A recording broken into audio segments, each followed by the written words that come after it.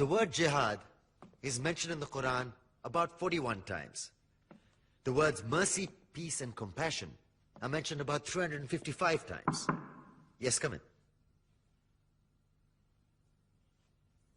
Come on in, Riaz. Sit down, please.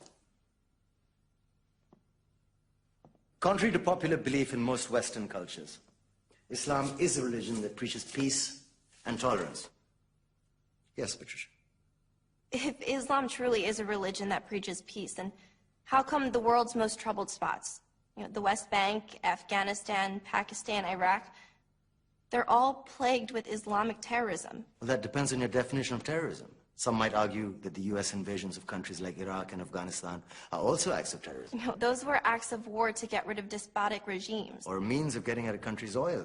Conspiracy theories. Well, May I? Yes, please. Go ahead, Riaz.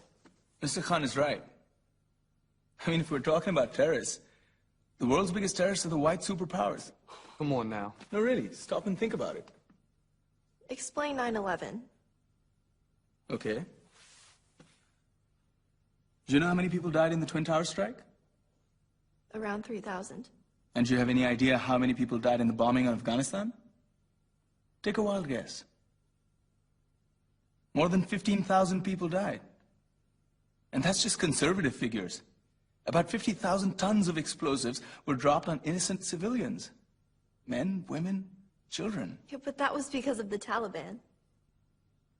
Now that you brought it up, did you know that the Taliban was a creation of the CIA to fight the Russians? Whatever. They were still harboring terrorists. Yeah, right. Terrorists that were never found. Just like the weapons of mass destruction that were never found in Iraq. Do you want to get into the death toll in Iraq? 500,000 civilians and counting. And what do Britain and America say when they don't find these weapons? It's simple. They just say sorry. And still refuse to relinquish control of these countries. What are you trying to say? What I'm trying to say is that just because you're American, wear a fancy suit, and call yourself the president, doesn't make you any less of a terrorist.